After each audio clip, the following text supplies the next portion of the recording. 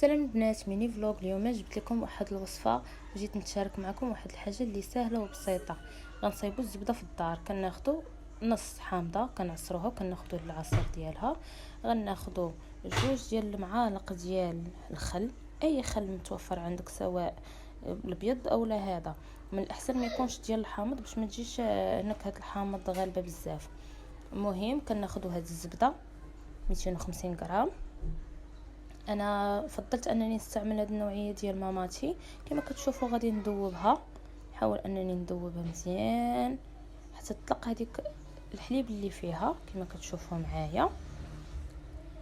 من بعد كما كتشوفوا عندي كاس ونص ديال الحليب غنحطوه، غنضيف عليه هذاك العصير ديال الحامض اللي عندي، غنضيف عليه 2 معالق ديال الخل، وغنحاول انني نبدا نطرب فيه، نطرب حتى كنحس به انه بدا كيختار، غيبدا بحال كيروب معايا هذاك الحليب. البنات متفاهمين؟ غنزيد واحد القبيصه ديال الملح. من بعد غنبقى نحرك مزيان. وعندي كاس ونص ديال الزبده اللي سبق ليا وذوبتها وانتم شفتوها معايا كما كتشوفوا.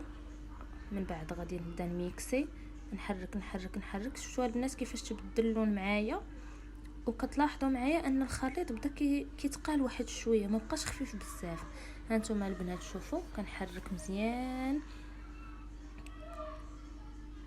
بقيت كنحرك مزيان حتى هذاك الخليط صافي كتبدا ديك الزبده تتعقد. كناخذ عاوتاني كاس ونص ديال الزيت، كنبدا نزيد الزيت بشويه وتنحرك بشويه وكنحرك بشويه تنحرك حتى تيتقال عندي الخليط.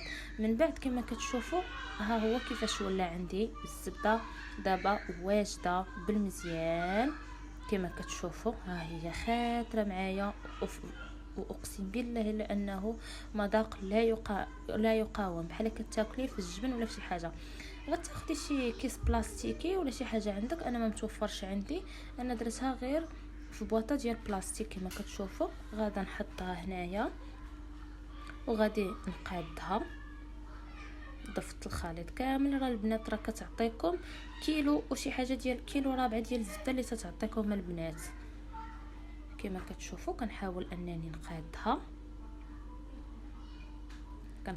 مزيان باش الشكل ديالها من بعد يجيني مزيان.